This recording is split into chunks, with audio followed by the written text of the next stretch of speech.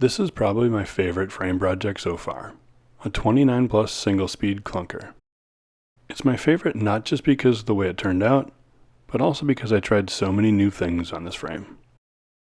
In this video, I'll talk about why I built this bike, I'll go over the build process, and I'll discuss all the new frame parts and tools I used on this project.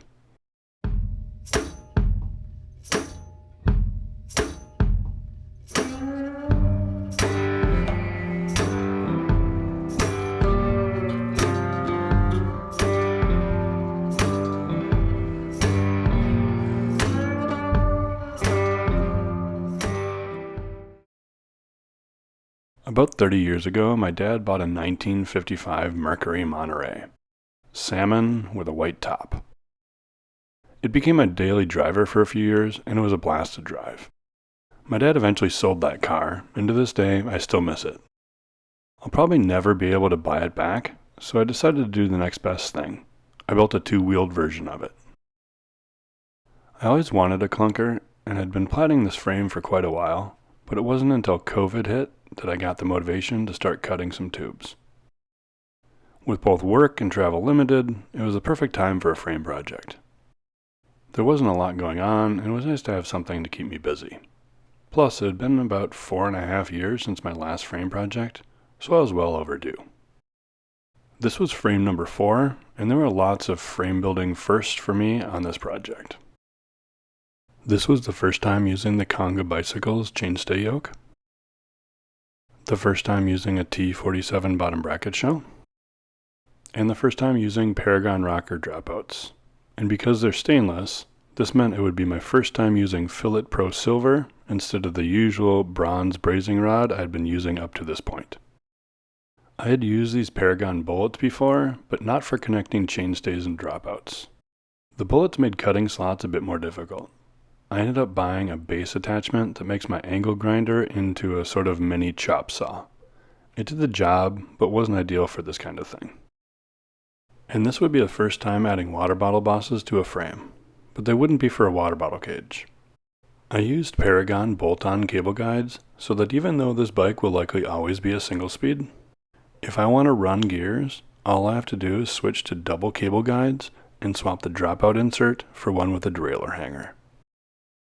This was also my first time trying a curved top tube, and it might be my last. This part took a couple tries. I bought a cheap Harbor Freight tube roller, which did a decent job, but the tubes tended to skew off to one side or the other after several runs through the rollers. Along with the tubing roller, my miter finisher was another new tool for this project. It looked a bit different than it does now, but even then it produced much better miters, much quicker, than I could with my hand files. My build process wasn't that different from what I currently do. I still attach the main tubes in the same sequence, and I do some alignment checks along the way. Although I've stopped trying to use a flat surface to check the alignment. Ever since I saw Paul Brody checking the alignment on one of his frames, I've moved away from using a flat surface. Plus, I never had a really flat surface. The best I could do was a thick sheet of MDF. All the main tubes are 0.9mm straight gauge 4130, except for the lower top tube, which is 858. This means both ends of the tube have a 0.8mm wall thickness, and the middle is 0.5. I figured the lower top tube is mostly for looks, so it doesn't need to be anything burly. Like I said earlier, this is the first time using the Conga yoke. I like using a chainstay yoke on my frames. While it makes some extra work, it makes it much more likely that I don't have any clearance issues with the tire and chainrings. I love getting to this point in the build. That is, as long as the wheel is centered and aligned to the front triangle. Up to this point, there's a fair amount of anxiety about whether the rear end will be aligned.